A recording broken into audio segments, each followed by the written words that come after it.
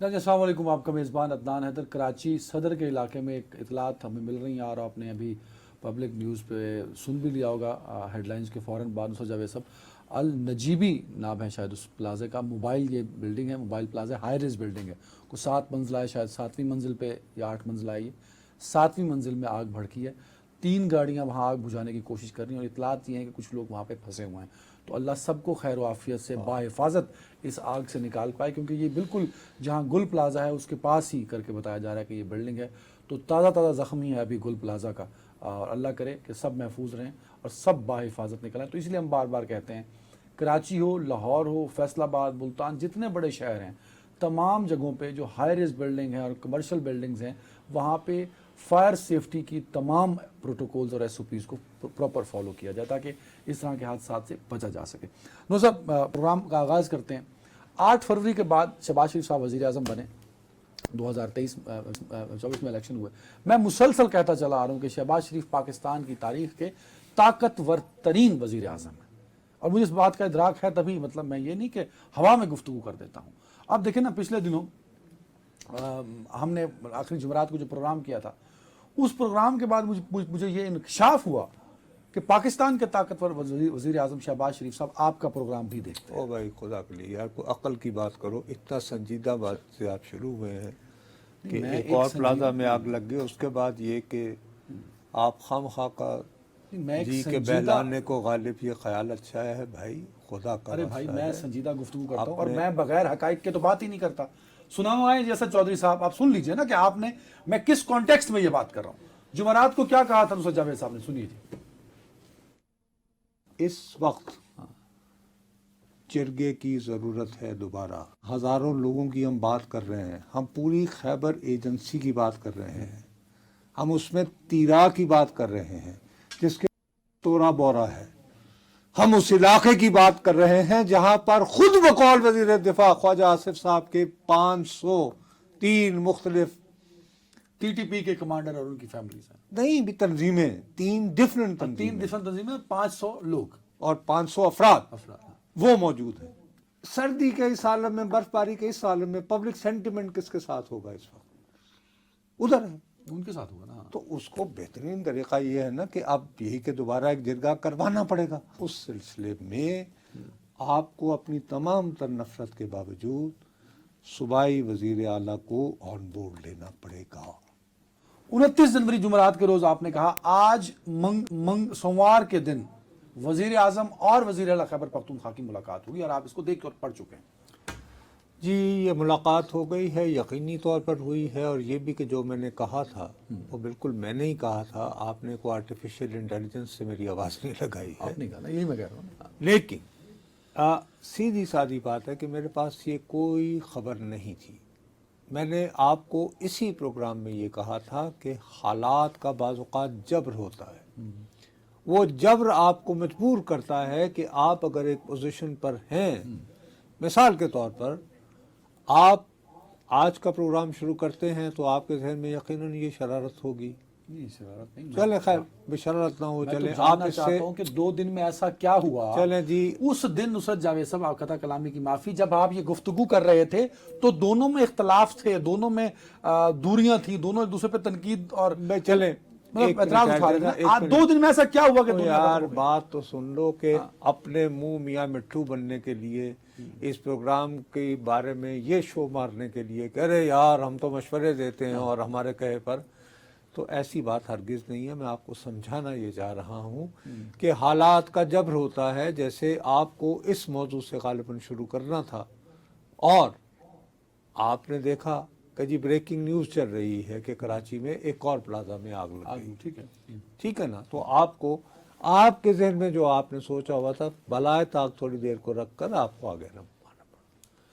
اسی طرح وادی تیرا سے جو نقل مکانی ہو رہی تھی، اور اس نقل مکانی کے نتیجے میں وہاں کے مکینوں میں جس طرح کا احساس آیا، بے بسی کا، لاچاری کا، as a being abandoned by the state, بھلا دیے گئے لوگ، ہاں، اس کے بعد ضروری تھا دونوں حکومتوں کے لیے کہ بھئی کب تک ایک دوسرے پہ آپ سکور کرتے رہو گے کہ جی وفاق ذمہ دار ہے ان لوگوں کے ساتھ جو کچھ ہو رہا ہے آج کل سردی کے شدید موسم میں، یا صوبائی حکومت.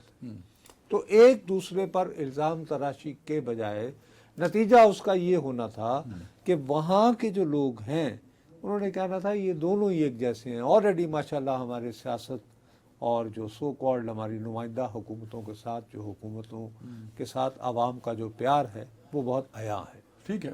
تو یہ حالات کا جبر تھا جس کی وجہ سے ملنا پڑا، جس کی وجہ سے ملنا پڑا، اور دونوں کا ایک نہیں. دونوں کے اوپر جبر ہے بابا. اور سب سے بڑی بات یہ ہے، دیکھیے جیسے مثال کے طور پر ایک شخص جب اس کو وزیر اعلیٰ نومینیٹ کرتا ہے اس کی پارٹی کا سربراہ، اور اس کے بعد وہ آپ ہی کے کروائے انتخابات کے تحت قائم ہوئی اسمبلی سے 90 کے قریب غالباً ووٹ لے کر موصوف منتخب بھی ہو جاتے ہیں، تو اس کے بعد وہ ٹھیک ہے جی اسٹوڈنٹ ایکٹیوسٹ رہے ہوں گے، بڑے جوشیلے رہے ہوں گے، سب کچھ رہے ہوں گے، لیکن موصوف کو پتا ہے کہ میں ایک صوبے کی وزارت اعلیٰ پر بیٹھ رہا ہوں، اور وزیر اعلیٰ کا مطلب ہر وقت جو ہے وہ ہڑتال، دنگا فساد اور نہیں ہوتا، اس کو اپنی گورننس بھی کرنا ہوتی ہے. اور بہت حساس ترین صوبہ ہے خیبر پختونخوا. اب میں آپ کو ریویل کر دیتا ہوں کہ بحیثیت وزیر اعلیٰ انہوں نے بذات خود وزیر اعظم سے جو آفیشیل چینل ہوتے ہیں، ان آفیشیل چینل نہیں کہ یوں فون کر کے جی السلام علیکم جی پرائم منسٹر صاحب کی حال ہے جناب، ٹھیک ٹھاک ہو، ذرا میں حاضر ہونا چاہتا ہوں. نو جو سرکاری ایک طریقہ کار، جو ایس او پیز ہیں، ٹھیک ہے، جس کے تحت provincial minister, chief minister should approach prime minister, اس کو فالو کیا گیا. تو دسمبر سے گزشتہ ماہ کے آخر تک میں آپ کو آج یہ ریویل کر سکتا ہوں کہ 2 مرتبہ چیف منسٹر خیبر پختونخوا سہیل آفریدی صاحب نے وزیر اعظم پاکستان کے آفس سے رابطہ کیا، یعنی ان کے دفتر نے ان کے دفتر سے رابطہ کیا ملاقات کے لیے کہ جی ہمارے درمیان بات چیت ہونی چاہیے. دونوں مرتبہ ان کو یہ کہا گیا کہ جی آپ سے وزیر اعظم رابطہ کریں گے، اور آخری مرتبہ یہ کہا گیا کہ آپ کو غالباً 40 منٹ بعد فون کر رہے ہیں، اور وہ فون نہیں آیا. ٹھیک ہے. لیکن بالآخر نوبت بائی اینجا رسید کہ بالآخر یہ ملاقات ہوئی ہے.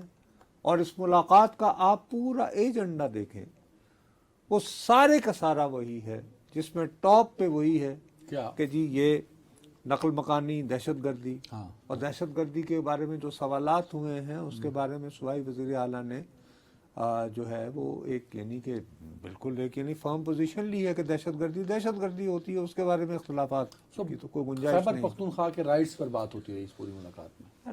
رائٹس، مقصد یہ کہ وفاق اور صوبائی حکومت کو ایک دوسرے کے ساتھ کوئی نہ کوئی ورکنگ ڈیولپ انڈرسٹینڈنگ تو ڈیولپ کرنی ہے یا نہیں کرنی ساتھ میں ہے. مزمل صاحب تھے، ان کا نام شاید مزمل صاحب جی ہے. مزمل اسلم صاحب، مزمل اسلم صاحب تھے، وہ فائنینشیل ایکسپرٹ ہیں اور فائنینشیل معاملات دیکھتے ہیں سارے. تو ان کو لے جانے کا ایک مطلب تو یہی تھا نا کہ جو مالی معاملات ہیں صوبے اور وفاق کے، ان کو بھی سارٹ یار آؤٹ. مالی معاملات بھی اس میں شامل ہوں گے، لیکن اس کے علاوہ جب دہشت گردی کو اٹ سیلف، ٹھیک ہے، ایک دہشت گردی اس کو ایڈریس کرنے کے لیے بھی تو آپ کو ایڈمنسٹریٹو کوآپریشن کی ضرورت ہے یا نہیں؟ ہاں ہاں ٹھیک ہے. کہ جی جرگا کس نے بلایا تھا؟ جی جرگا ڈی سی نے بلایا تھا.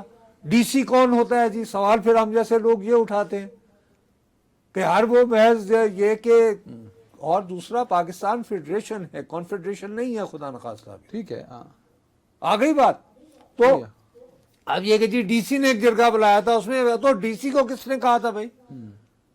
ٹھیک ہے. اور ڈی سی نے فرض کریں صوبائی وزیر اعلیٰ کی مرضی کے بغیر ایک اقدام اٹھا لیا تھا، تو وہ ابھی تک وہاں موجود کیوں ہے؟ پھر یہ سوالات اٹھتے ہیں نا. تو اسی لیے بہتر یہی ہے کہ بجائے چیزیں پبلک میں آئیں. اب مسئلہ آج کل یہ ہوتا ہے کہ اس طرح کی جب ورکنگ انڈرسٹینڈنگ ڈیولپ ہو رہی ہوتی ہے تو سوشل میڈیا پر جو اونترے منڈے ہیں وہ فوراً کہتے ہیں میں لو ان جی پہ آتا ہوں، میں یہ اس تو پہ سودا ہی ہو آؤترے گیا. منڈوں پہ تو آتا ہوں نا. ورکنگ ریلیشن شپ کی آپ نے بات کی، تو اس ملاقات نے خیبر پختونخوا اور وفاق کے درمیان ایک ورکنگ ریلیشن شپ بلڈ کر دیا ایز پر یور آبزرویشن. دیکھو اس کا تو سب سے پہلا میسج یہ ہے کہ جب سے یہ موصوف چیف منسٹر ہوئے ہیں، آپ کو جو ڈومیننٹ تھیم جو ہے ریگولر اور سوشل میڈیا میں ملا ہے تو یہ ملا ہے کہ جی کسی بھی وقت خیبر پختونخوا میں اسمبلی شپری لپیٹ کے اور گورنر راج لگ سکتا ہے. ہاں ہاں ہاں. تو آج جو ہے جب چیف منسٹر ملتے ہیں تو اس کا مطلب یہ ہے کہ جی وزیر اعظم، ورنہ میں نے تو آپ کو کہہ رہا ہوں کہ میری اطلاع کے مطابق جب سے انہوں نے وزارت اعلیٰ کا منصب سنبھالا ہے ان کے دفتر نے 2 مرتبہ وزیر اعظم اپروچ کے ملاقات. سو یہ ایک روٹ ہے for the working relation ship between province and the federal. One step. اور اس میں ظاہر ہے کہ جب ایڈمنسٹریٹو کوآپریشن کی بات ہوئی ہوگی اس میں سر فہرست جو ہے obviously in the given circumstances دہشت گردی کا معاملہ رہا تو اس حوالے سے فائنینشیل ایشو بھی آئے ہوں گے. اس سے پہلے خط بھی لکھا ہوا ہے وزیر اعلیٰ نے کہ جی ہمارے اتنے پیسے رہتے ہیں. اور ساتھ میں ہو سکتا ہے یہ کیا بات بھی ڈسکس ہوئی ہوگی کہ یار آپ نے اگر آپریشن کرنا بھی ہے دہشت گردی پہ لے کے تو ہمیں آن بورڈ ضرور رکھیے گا. آئی ڈونٹ تھنک سو کہ اس کا مطلب ہی یہ ہے کہ وہ آن بورڈ ہیں. اس کا مطلب یہ یار آج کی ملاقات کا مطلب ہی یہ ہے کہ there will be administrative cooperation between both, جو بھی کچھ ہونا ہے. چلے اب جو اوترے منڈوں کی بات آپ نے کی ہے وہ بھی ضروری ہے سر، وہ بھی اسی معاشرے اس میں یہ ہے کہ ارے یہ کیا ہوا، یہ تو اب یہ ان کے اوپر شروع ہو جائیں گے، مجھے پورا یقین ہے. اب اس پہ بھی دیکھنا کچھ بنیادی سوالات ہوتے ہیں. جی وزیر اعظم وزیر اعلیٰ سہیل آفریدی صاحب وزیر اعلیٰ بنتے ہیں، وہ کہتے ہیں میری فون پہ بات ہوئی ہے، میں نے کہا کہ مجھے بانی عمران خان سے ملوایا جائے. فون نہیں ملوایا انہوں ارے نے. بھائی لیکن جو اوترے منڈے ہیں وزیر اعظم پاکستان کے اوتھ میں یا ان کے آفس میں یہ کہاں لکھا گیا ہے کہ ان سے اگر کوئی صوبائی وزیر اعلیٰ یہ فرمائش کرے کہ میں نے اپنے قائد سے ملنا ہے تو اس کو پورا کریں گے؟ کیا ان کے اوتھ میں ہے کہیں ایس او پی میں ہے؟ نہیں. بڑی مہربانی آپ کی. یہ تو ایک مطلب انفارمل قسم کا ریلیشن شپ ہے نا. اچھا اب وہ اگر سیریس ایک ایشو کے ساتھ جا رہے ہیں وزیر اعلیٰ تو وہ اس وقت اپنے آپ کو بھی چھوٹا کیوں کرے گا کہ سر وہ میری ملاقات تو پہلے کروا دینا، باقی باتیں تو ہوتی رہیں گی. تیرا کو ایک طرف رکھیں، دہشت گردی کو ایک طرف رکھیں، مجھے جو پیسے آپ سے چاہیے وفاق سے اس کو فی الحال ایک طرف رکھیں، پہلے میری ملاقات تو کرا دینا. وہ تو انہوں نے رکھا نا ایک ایجنڈا بنتا نا، پریورٹی 1 2 3 4 5. بابا آفیشیلی اس طرح کے انٹریکشن میں آپ اپنے آپ کو آپ نے دیکھ لیا کہ جی میں نے پہلے رابطہ کیا تھا یا خواہش کا اظہار کیا تھا اور میری خواہش جو ہے اس کو عملی جامہ نہیں پہنایا وزیر اعظم نے، تو یہ ذکر ہوا وہاں پہ. تو آپ کیوں اپنے آپ کو دہرائیں گے؟ I don't think so. نہیں اب دیکھیں نا وہ سہیل آفریدی صاحب انوار الحق کاکڑ تو نہیں ہے نا سر، وہ ایک سیاسی جماعت کو کے نمائندہ بھی تو ہیں. بس آپ وہ اوترے منڈوں والی بات کر رہے ہیں کہ انہوں نے اس نے وہ اٹھ کے کہتے کہ میری ملاقات کرانی ہے تو میں باقی چیزیں ڈسکس کروں گا. یہ بہترین بنتا ہے یہ ثابت کرنے کو کہ جی بس سہیل آفریدی بھی کراس کر گئے، اس طرف ہو گئے، انہوں نے وزارت اعلیٰ چنی ہے. یہ بالکل وہی اپروچ ہے تمہاری. نہیں میں نے دیکھا نا 1 2 3 کیا ہے نا سر. کوئی 1 2 3 نہیں ہے بابا. اگر یہی بات ہے تو پھر وزیر اعلیٰ مت بنو. جب آپ وزیر اعلیٰ بنتے ہیں تو آپ کو اپنی وزارت بھی چلانی ہے. میں جب ایک ریگولر ٹیلی ویژن پہ بیٹھتا ہوں تو مجھے پیمرا کے دیے ہوئے قواعد و ضوابط کے مطابق چلنا ہے، فائن. ورنہ پھر میں جو ہے میں یہاں پہ خدا حافظ کہہ کے. فریال تالپور صاحبہ جیل میں تھی تو ان سے وہاں سندھ کے منسٹر تو ملنے آیا کرتے تھے نا، یہ کہہ کے کہ ہم کو سیاسی ڈائریکشن لینا چاہتے ہیں یا کوئی معاملہ ڈسکس کرنا چاہتے ہیں. یہ روایت ہے، یہ کوئی مطلب عجیب بات تو نہیں ہے، نہ ہی میں کوئی غیر قانونی بات کر رہا ہوں یہاں پہ. اب جو اوترے منڈوں کا آپ حوالہ دے رہے ہیں وہ عمران خان سے فریال ملاقات. تالپور صاحبہ کو یہ اجازت کون دیتا تھا؟ کون سی حکومت تھی؟ نون لیگ کی نہیں، Peoples Party P T I کی تھی سر. ٹھیک، تو یہ والے نہیں دیتے. میں نہ ان کے لیے اوبلیگیٹری تھا نہیں میں اگر ایسا ہوا تو ٹھیک ہے، میں ابھی دوبارہ آپ آپ اونترے منڈوں پہ اعتراض اٹھا رہے ہیں، ان کا یہ بھی تو ایک اوپینین ہے کہ سہیل صاحب اگر گئے تھے، یار اگر یہی اوپینین ہے تو سب سے پہلی بات تو یہ ہے تو پھر گنڈا پور کو بھی وزارت اعلیٰ، اگر آپ کو اونترے منڈوں کی بات پہ جانا ہے تو اگر تحریک انصاف سے مینڈیٹ چرا لیا گیا 8 فروری 2024 کے دن تو انہیں اس اسمبلی میں ہی نہیں آنا چاہیے. اگر اونترے منڈے جو ریالٹی ہے ادھر جاتے نہیں ہیں. اب مثال کے طور پر میں ایک بات بتاؤں، یہ ایک سیریس ایشو ہے کہ آپ کے جو قائد ہیں، ہم نے سب سے پہلے جیسے ہی بات شروع ہوئی سوشل میڈیا پہ آئی تو میں نے کہا یار اس بات کو چیک کرنا چاہیے یہ کہ پیمز گئے ہیں یا نہیں گئے ہیں. خاموشی طاری رہی. یہ کوئی مذاق تھوڑی ہے بھائی. اچھا، اب اس کے بارے میں 2 اپروچز تھی نا. ایک یہ تھا کہ ایک اپروچ یہ آ رہی تھی کہ یار یہ کہیں ایسا تو نہیں ہے کہ حکومت جان بوجھ کر یہ خبریں پلانٹ کروا رہی ہے. حکومت کی سے خبریں آئی نہیں سر. یار اچھا ہاں ٹھیک ہے، یہ چلی ہے یار بات، یہ چلی. ٹھیک ہے ٹھیک ہے. اور اسی بات کو ذہن میں رکھتے ہوئے ان کی جو بہن ہے وہ کہتی نہیں کہ نہیں وہ بالکل ٹھیک ہیں اور یہ ایسی کون سی بات ہے. تو آپ یعنی کہ ہمیں ایک انٹرپریٹیشن یہ تھی کہ ہمیں ڈیمورلائز کیا جا رہا ہے.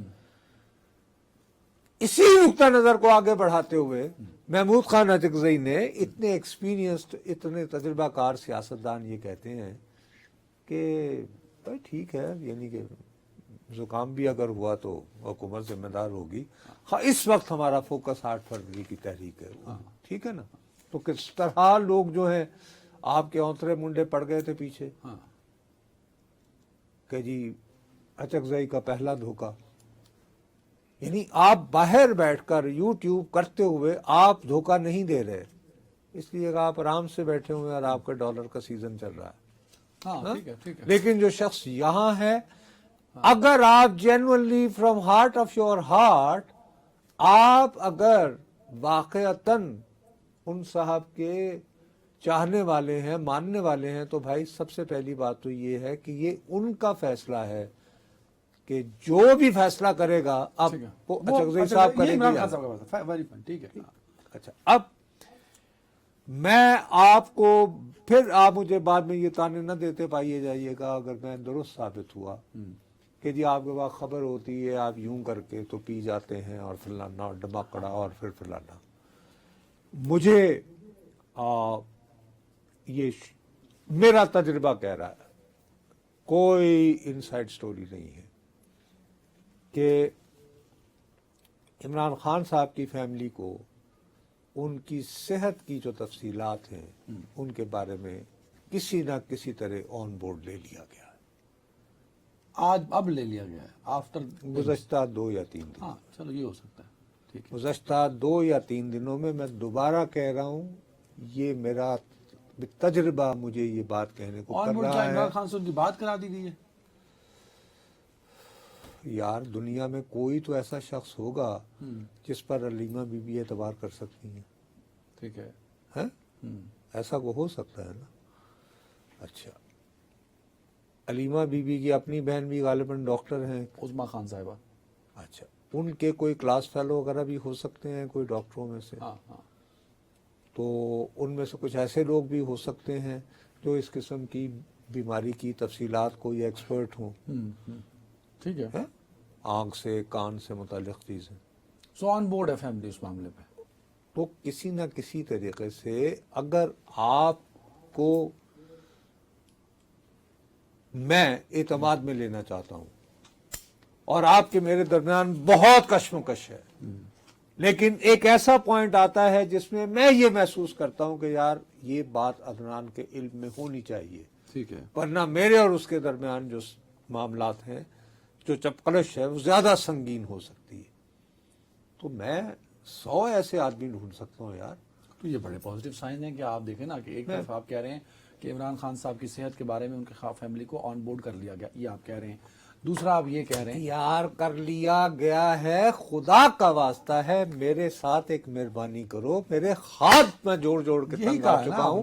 کہ میرے منہ میں الفاظ نہ ڈالا کرو, مجھے پتا ہے میں نے کیا کہہ رہا ہوں. ایک آپ نے یہ کہا, میں یہ کہہ رہا ہوں کہ میں اپنے تجربے کی بنیاد پر یہ محسوس کر رہا ہوں, ٹھیک ہے, میں یہ نہیں کہہ رہا, آپ کے احساسات ہیں یہ, ساتھ ہی مجھے یہ فیل ہو رہا ہے. ٹھیک ہے. اور دوسری بات پوائنٹ یہ ہے, دوسرا ڈاٹ یہ ہے کہ ورکنگ ریلیشن شپ بلٹ ہو گئے ہیں خیبر پختونخوا. ورکنگ ریلیشن شپ آپ نے کہا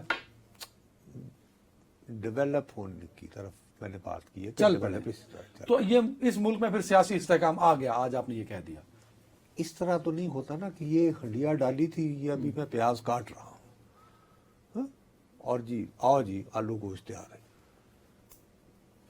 جی, یعنی پیاز کو تھوڑا سا پہلے سرخ ہونا ہے, پھر اس میں مسالے ڈلنے ہیں. سہیل آفریدی نے اپنی پوزیشن تو سیاسی طور پہ مستحکم کر لی نا, آپ کے بقول کہ وہ اونترے منڈے ہیں, لیڈرشپ کو کوئی اعتراض نہیں, وہ وزیر اعظم سے ملے, کیونکہ 2 مرتبہ وہ ریکویسٹ کر چکے تھے وزیر اعظم سے ملنے کی. آج وہ اجے بنگا سے بھی مل رہی ہے جو ورلڈ بینک والے آئے ہوئے ہیں. سمپل سی بات, میں آپ عالمی سے بینک کے دوبارہ صدر یہ کہہ رہا ہوں کہ اگر موصوف نے اجے بنگا سے بھی نہیں ملنا, ورلڈ بینک کے صدر سے, اگر انہوں نے وزیر اعلیٰ سے بھی نہیں ملنا, وزیر اعظم سے بھی نہیں ملنا, اپنے ڈیوز کے لیے رابطے بھی نہیں کرنے وفاقی حکومت سے, تو پھر وزیر اعلیٰ کیوں بنے ہیں؟ صرف پروٹوکول لینے کے لیے, ٹھیک ہے, صرف اس لیے کہ جی بس جب تک انہیں رہا نہیں کیا جائے گا, اور اگر یہ نہ کرو تو غدار ہو گئے آپ. یہ ٹپیکل اپروچ ہے, وہ یعنی سادہ اپروچ ہے, بچگانہ اپروچ ہے. Politics is for more complicated thing, اور خاص طور پر جہاں پر 2 حکومتیں انوالو ہوں, اور اس میں بھی ایک ایسی صوبائی حکومت جو کہ حساس ترین صوبے کے اوپر. چلے اللہ کرے معاملات ایسے ہی ہوں جن کا احساس نصر صاحب کو ہو رہا ہے. ایک بریک لیتے ہیں. جناب ویلکم بیک. نصر صاحب, بلوچستان میں 2 دن مسلسل دہشت گردوں کے حملے رہے اور اس پر سیکورٹی فورسز نے ان کا بھرپور جواب بھی دیا, اور ایک مشکل دن تھا ویسے بلوچستان کے لیے بھی اور ہم سب کے لیے, کہ جس طرح 12 شہروں میں حملے ہوئے. وزیر دفاع خواجہ آصف صاحب نے آج پارلیمان میں کھڑے ہو کر بھی اس پہ بات کی, تو میں چاہتا ہوں کچھ پوائنٹس ہیں ان کے, وہ سنا دوں میں آپ کو. سنائیں جی. جو نیٹ ورک آف کرپشن جو ہے, ایران سے اجازت نامے کے اوپر جو ہے 60 روپے لیٹر کا تیل, 40 روپے لیٹر کا تیل جو ہے وہ 200 روپے لیٹر کا جو ہے کراچی میں بیچ رہے ہیں. 4 ارب روپیہ ڈیلی منافع یہ لوگ کما رہے ہیں جو اس وقت جو ہے تحریک چلا رہے ہیں, جس کو اس کو فنڈ کر رہے ہیں. 4 ارب روپیہ ڈیلی جو ہے صرف تیل کی سمگلنگ سے, اور یہ ایک نیکسس بن گیا ہے. وہاں پہ جو بیوروکریسی ہے, اس کے ساتھ جو ٹرائبل لیڈرشپ ہے اور کرمنل ایلیمنٹس کا, یہ ایک نیکسس بن کے اس ساری تحریک کو, جو اس کا کلیم کوئی اور تھا لیکن مقصد کوئی اس وقت اور بن گیا. بلوچستان لبریشن آرمی کے نام پہ جرائم پیشہ لوگ جو ہے اس کو پروٹیکشن پرووائڈ کر رہے ہیں اسمگلنگ کو. وہاں پہ جو جتنا سرکاری وسائل اور خصوصاً وہاں پہ پولیٹیکل لیڈرشپ نے وہاں پہ جو ڈیولپمنٹ فنڈز دیے جاتے تھے ان کو ایکسپلائٹ کیا ہے بیوروکریسی کے ساتھ مل کے. شاید ہی کسی اور صوبے میں اتنی مثال ملتی ہو, تمام صوبوں میں یہ کچھ ہو رہا ہے. میں حکومت کے بحاف کے اوپر یہ یقین دلانا چاہتا ہوں کہ ان لوگوں سے کوئی نیگوشیشنز نہیں ہوں گی. سب 3 چیزوں کو انہوں نے ہائی لائٹ کیا, قبائلی سسٹم, سرداری نظام, پولیٹیکل لیڈرشپ, اور پھر وہ کہتے ہیں بیوروکریسی. یہ سارے مل کے اور فنڈ کرتے ہیں ان ٹیررسٹ کو جو بلوچستان پہ حملہ آور ہوتا ہے. سر یار بات یہ ہے کہ اس سے پہلے وہ سرداروں کا ذکر ہوتا تھا کہ جی سارے وسائل وہ ہڑپ کر جاتے ہیں. اب ایک نئی ڈیمینشن آ گئی. مسئلہ یہ ہے کہ ایک قضیہ ہے جو چل رہا ہے اب, اور وہ وقت کے ساتھ ساتھ ظاہر ہے کہ پیچیدہ سے پیچیدہ طرف ہو جاتے ہیں معاملات. درست ہے نا بات, لیکن وہ پھر وہ کہہ رہا ہوں کہ یہ جو اونترے منڈے اور سوشل میڈیا نا, انہوں نے بنایا یہ ہے کہ پیچیدہ ترین مسئلے کے بارے میں نا اب 1 پوائنٹ ایجنڈا دیں. اب میں تمہیں دیانتداری سے میری بات کا برا نہ ماننا, اب بلوچستان کے بارے میں بات کرنے والے صحافی نہیں رہے. اب جو بھی بلوچستان پہ بات کرتا ہے نا وہ ماہر ہے, ایکسپرٹ. ہاں, وہ ایکسپرٹ ہے. اب ایکسپرٹ آپ کو خبر کے علاوہ آپ کو علم سماجیات بتائے گا, ہسٹری بتائے گا, پھر آپ کو اس کی انٹرنیشنل ڈیمینشن بتائے گا. ہمیں بلوچستان گیا بھی نہیں, وہ چاہے اس کو یہ بھی پتہ نہ ہو. ٹھیک ہو گیا. اچھا, وہ گوادر کے قریب جو ہے وہ یعنی گوادر جیسے شہر میں سردار ڈھونڈ کے اور پھر پہاڑ ڈھونڈ لیتا ہے. ایسے اور ان پہاڑوں پہ بندے چڑھا بھی دیتا ہے, وہ چڑھا بھی دیتے ہیں. بہرحال میں عرض یہ کرتا ہوں کہ یہ ایک بڑی سادہ اپروچ ہے. جو بہت غصیلے والا جذباتی بلوچ ہے اس کو اگر یہ کہیں گے کہ جی اب وقت کے ساتھ ساتھ اس میں خاص طور پر انڈیا کی بہرحال انوالومنٹ اس میں بہت زیادہ ہونا شروع ہو گئی ظاہر ہے. اور ہاں ٹھیک ہے، افغانستان وہاں کے جو اسپیس ہم بن گئی نا. جب اس کا ذکر کرو تو وہ یہ کہتے ہیں ارے صاحب تو 1948 میں کیا تھا، 1972 کے بعد جو ہے وہ کیوں، یعنی 73 کے بعد وہ وہاں پہ فوجی آپریشن شروع ہو گیا تھا وغیرہ وغیرہ، اور پھر آگے چلتے رہتے ہیں. مسئلہ یہ ہے کہ اب خواجہ صاحب ایک اور بھی بات بتا رہے ہیں، اور میں ان کی جو وہ بات بتا رہے ہیں ان وے یہ خود قومی اسمبلی کے فلور پر کھڑے ہو کر گورننس کی انہیرنٹ فالٹس کا ذکر کر رہے ہیں نا، کہ جی ایران سے 60 روپے کا آ کے تو 4 اتنے ارب کا کی بک روز، رہا ہے، 4 ارب اور کی 4 ارب روز، اور جس میں کون انوالو ہیں وہاں کے منتخب نمائندے. نہیں اب سردار نہیں آ رہے ہیں، اب تو اب وہ وہی بھی آ گئے منتخب نمائندے بھی آنا سر. جی، اور اس کے بعد بیوروکریسی بھی آ گئی. ٹھیک ہو گئی بات. میں ان میں سے کسی بھی ایک چیز کو ڈینائی نہیں کروں گا، میں کہوں گا یہ بھی ایک کنٹریبیوٹنگ فیکٹر ہے، بٹ کسی ایک چیز پر آپ انگلی نہیں رکھ سکتے. یہ تمام فیکٹرز ہیں. یہ بھی محرومی بھی ایک فیکٹر ہے. اور جی پولیٹیکل مس ہینڈلنگ بھی ایک فیکٹر ہے. سرداری نظام بھی اب ایک نہیں فیکٹر ہو رہی، وہ اب کہاں کا سرداری نظام اور یہ وہ اینی وے جتنا بھی رہ گیا ہے. ہے. ہاں چلو، اصل بات یہ ہے کہ جب ہم غیر ملکی ڈیمینشن کو بھی، اور یہ ساری کرتے ہوئے نا آپ غیر ملکی ڈیمینشن کو نظر انداز نہیں کر سکتے ہیں. اور غیر ملکی ڈیمینشن کے حوالے سے میں چونکہ ماہر نہیں ہوں تو میں صرف 2% کا رپورٹر رہا ہوں ساری زندگی، تو میری کوشش یہ ہوتی ہے کہ جس چیز کی آپ کو مہارت نہ ہو، میرے سکل سیٹ پہ نہیں ہے بلوچستان کو، میں اس کے بارے میں یہاں بیٹھ کے کیا بات کر سکتا ہوں، کیا حالات، ایکسپرٹ نہیں ہے. تو میں ایکسپرٹ نہیں ہوں. لیکن مجھے واچ کرتے ہوئے مجھے افسوس ہوا جتنی بھی بحث چلی ہے کل پرسوں، اور خاص طور پر حکومتی رویے کی جانب سے بھی، ہمارے تمام یعنی جو حکومتی لوگ ہیں وہ انڈیا کا ذکر تو بہت کرتے رہے ہیں. فتنۃ الہند بھی ان لوگوں کو 2 منٹ میرے پاس کہا رہ گیا، جاتا ہے. سیگمنٹ ختم کرنا ہے مجھے اس کو. لیکن اس میں ایک بہت، میں جلدی صرف یہ بات کرنا چاہتا ہوں کہ ایک بہت امپورٹنٹ ملک ہے، اس کا نام ہے اسرائیل. اور امریکہ کی اور اسرائیل کی اس وقت ایران کے ساتھ جو صورتحال ہے اس کو ذہن میں رکھتے ہوئے آپ صرف میری ایک کلپ سن لیں، اس کے بعد اگر 1-8 منٹ ملا تو میں آپ کو بات کر لوں گا. تو اس کا مجھے گلہ ہے کہ اس طرف ہماری توجہ کیوں نہیں جا رہی. سنائیں جس صاحب. یہ جو نام نہاد تھنک ٹینک ہے میموری، انہوں نے باقاعدہ بلوچستان سٹڈیز پروجیکٹ بنا دیا. ایک آرٹیکل انہوں نے چھاپا تھا ہربی آرمری کا، جس میں اس نے یہ کہا تھا کہ جی جب تک آپ ایران کو توڑیں گے نہیں، بلوچستان کو آزاد نہیں کروائیں گے تو آپ اپنے مقاصد حاصل نہیں کر سکتے. وہ یہ کہتے ہیں کہ ہمیں اس پر بلوچستان پر توجہ دینے کی اس لیے ضرورت ہے کہ یہ بلوچستان ایک، یہ اس کو کوٹ کر رہا ہوں، یہ پرفیکٹ آؤٹ پوسٹ ہو سکتی ہے to counter and keep under control Iran کو کنٹرول کرنے کے لیے، نگاہ رکھنے کے لیے اور کنٹرول، اور اس کے nuclear ambitions and its dangerous relations, خطرناک تعلقات ود پاکستان، اور tactical weapon. which may provide Tehran with tactical weapons. میں نے جولائی پچھلے سال یہ بات کہی تھی.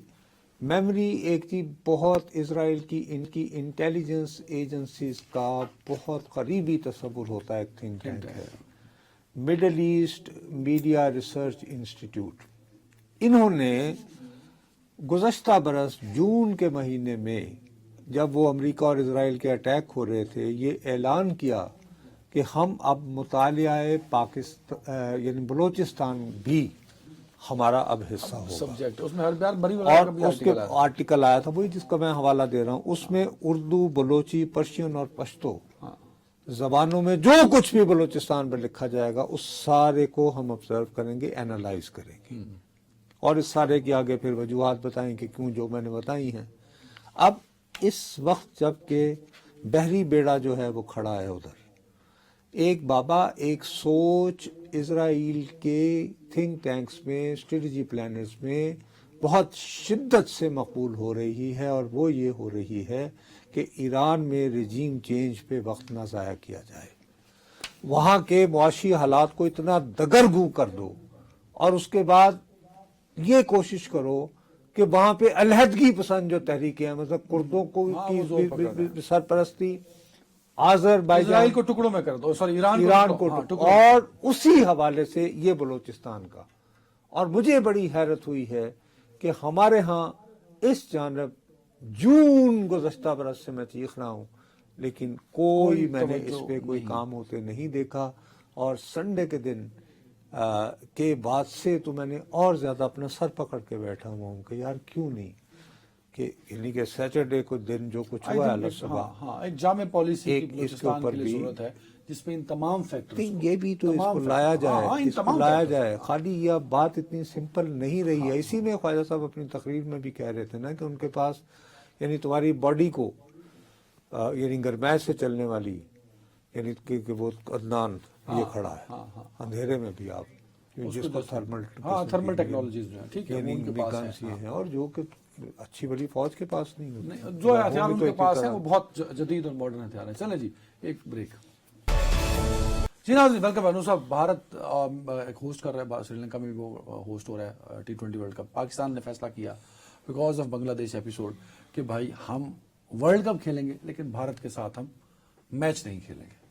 جی اب وہ میں نے، آپ ظاہر ہے کہ آپ اس معاملے میں اس دن بھی بہت جذباتی تھے. میں نے کہا یار مجھے تو کرکٹ کا پتہ نہیں ہے، لیکن آپ نے مجھے فورس کیا تھا کہ آپ سفارتکاری کے نقطہ نظر سے اس کو دیکھیں. تو ابھی بھی میں جان کی امان پاتے ہوئے سر میں، یہ میری خواہش تھی اور غالباً جائز بنیادوں پہ تھی، پیورلی سفارتکاری کے پوائنٹ آف ویو سے، کہ ہم لوگوں نے وہ جو فیصلہ کیا تھا کہ کالی پٹیاں باندھ کے، کیونکہ اس کے بعد پھر انڈیا پہ بن جاتا کہ اس نے ہم سے کھیلنا ہے یا نہیں. بھئی آلریڈی ICCI نے آپ سے اتنا کمپرومائز تو کر دیا تھا کہ آپ وہاں پہنچ جائیں. اب یہ ہے کہ یہ بھڑکا رہے ہیں کیونکہ تل ملا رہے ہیں اس وقت انڈین ٹی وی چینلز. بھئی لاکھوں کروڑوں اربوں کے اس میں تو گئے ہیں نا، ظاہر ہے اس میں ہمارا نقصان بھی ہوگا.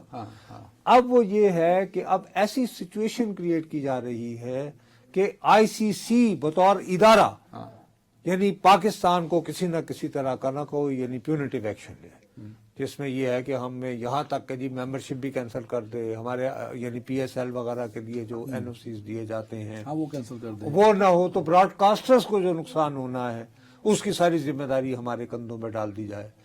تو لیکن بہرحال فیصلہ ہو چکا ہے، اور جب فیصلہ ہو گیا ہے تو ٹھیک ہے. اس میں لیکن ایک بات کی مجھے سمجھ نہیں آئی کہ عین اس وقت جب کہ یہ فیصلے کا اعلان کیا حکومت پاکستان نے کہ جی ہماری ٹیم نہیں جائے گی، اسی وقت زمبابوے میں اتفاق ایسا ہے کہ وہ کوئی انڈر 19 کا کوئی وہ 15 اوور کا کوئی چل رہا ہے 19 کا. تو بھائی اگر یہ ہے تو وہ بھی تو ICC کے تحت ہی ہو رہا ہے یا نہیں، اس کو کوئی اور کروا رہا ہے. تو وہاں آپ انڈیا کے ساتھ کھیل رہے ہیں انڈر 19 اور T20 کیوں نہیں کھیل رہے، اس کو میں اچھا باقی تمام دیکھیں نا، آپ دیکھیں نا، میں اس کے علاوہ میں بتاتا ہوں اس جو ICC کا جو کپ وہ میچ ہوتا ہے نا ٹورنامنٹ سر، اس میں پاکستان انڈیا میچ کی آڈینس بہت زیادہ ہوتی ہے، اسٹیک بہت زیادہ انوالو ہوتے ہیں. باقی گیمز ہو رہی ہیں اس میں کوئی اعتراض نہیں ہے، باقی لیول پہ بھی کرکٹ ہو رہی ہے، انڈر 19 کی بھی ہو رہی ہے، شاید جونیئر کی بھی میچز ہو رہے ہوں گے، پر جو یہ ہے نا اس میں بہت زیادہ اسٹیکس انوالو ہوتے ہیں. پورا ملک پورا آپ میں سے ہم پاکستان بھی شاید انڈر 19 نہیں دیکھتے، تو وہاں ایک پورا کراؤڈ ہوتا ہے، آپ کو پوری مومنٹم مل رہا ہوتا ہے، تو اس لیے ہر ایک کا ریئیکشن اس پہ آتا ہے. رہی بات جو آپ نے گفتگو کی نا نصرت صاحب، ایک ہوتا ہے code of conduct and regulation, PCB ہر آرگنائزیشن کا ہوتا ہے، تو ICC کا بھی وہ ہے. اگر میں اس کوڈ آف کنڈکٹ اور ریگولیشن کی بات کروں تو آپ ٹھیک کہہ رہے ہیں کہ پاکستان इंटरनेशनल इवेंट जो होते हैं ना आईसीसी का, जिसमें सारे मुल्क खेल रहे होते हैं या मुतअद्दिद मुल्क under the umbrella of ICC खेल रहे हैं, तो वो अपने तौर पे ये नहीं कह सकते कि मैं इस टीम में खेलांगा या नहीं खेलांगा। वो फिर कंडक्ट की खिलाफ वर्जी, उस पर कोई ना कोई उसको पेनल्टी भुगतनी पड़ेगी। You are very right. लेकिन मेरी नजर में ये फैसला एक बहुत बुलंद फैसला है। देखें, इस फैसले को आप जो कह रहे हैं मैं उससे इनकार नहीं कर रहा, लेकिन अब जरा समझे कि इजारादारी तोड़ी गई है। इस वक्त आईसीसी की सरबराही जय शाह के पास है, जिनके वालिद जो है वजीर दाखिला हैं, अमित शाह होम मिनिस्ट्री वहां पे कहा जाता है। तो उन्होंने पूरा हाईजेक किया हुआ है इस वक्त इंटरनेशनल क्रिकेट को। इंटरनेशनल क्रिकेट में क्रिकेट किंग ऑस्ट्रेलिया या इंग्लैंड नहीं है, वो इंडिया खुद है, क्योंकि एक बड़ा मुल्क है, 1.5 अरब इंसानों का मुल्क है, एक बड़ी मार्केट है, तो उनका एक शेयर जरूर है रेवेन्यू में। लेकिन आप इजारादारी कंट्रोल नहीं कर सकते, आप पूरी दुनिया की क्रिकेट को कंट्रोल करें, ये नहीं हो सकता। अब आईसीसी को मकसद आईसीसी को नीचे दिखाना नहीं था, इंडिया को बताना था कि भाई ये वन साइडेड नहीं हो सकता।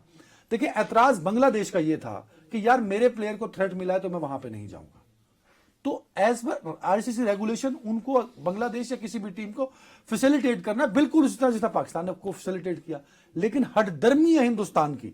अब देखें ना, इस वक्त हिंदुस्तान के सारे मीडिया में ये आग लगी हुई है कि बीसीसीआई ने क्या किया, जय शाह, ये पूरा प्रेशर बिल्टअप हो रहा है उनके ऊपर, तो उनके लिए मुश्किल खड़ी हो रही है ना। ठीक है, हमारा नुकसान होगा, लेकिन अगर ओवरऑल नुकसान देखा जाए ना साहब, तो 300 से 500 मिलियन यूएस डॉलर्स के फिगर कोट हो रहे हैं कि इतना नुकसान हिंदुस्तान को पूरे इस टूर्नामेंट में हो सकता है। होगा। हाँ, दोनों साइड होगा, पाकिस्तान को भी होगा, उसको भी होगा। लेकिन मेरा ख्याल में जो फैसला पाकिस्तान ने किया, वो बताया हिंदुस्तान को कि यार ये नहीं हो सकता कि तुम कहो कि मैं डिक्टेट करूंगा।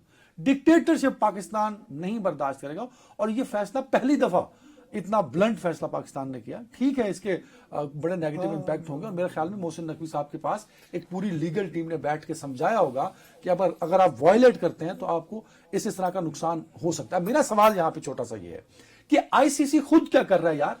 आईसीसी एक बच्चा है, इसके सामने फीफा एक बड़ी ऑर्गेनाइजेशन है, उसके अपने कंडक्ट और रूल्स एंड रेगुलेशंस है। भाई वहां भी इस तरह के मसले होते हैं।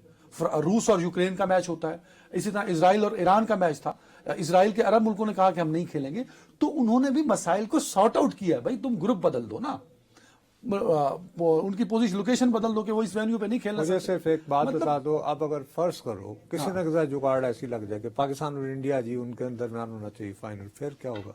तो नहीं खेलेगा पाकिस्तान। बट ये आईसीसी को भी अपने कंडक्ट को ठीक करना होगा। तो मेरे ख्याल में, ये मेरा अपना ओपिनियन है, गलत भी हो सकता है, पाकिस्तान का ये फैसला हिंदुस्तान के डिक्टेटरशिप को तोड़ने के लिए था। नुकसान होगा हमारा, लेकिन हिंदुस्तान को ये बताया कि you are not the dictator of international cricket. अपना ख्याल रखेंगे नाज़रीन, अल्लाह हाफिज।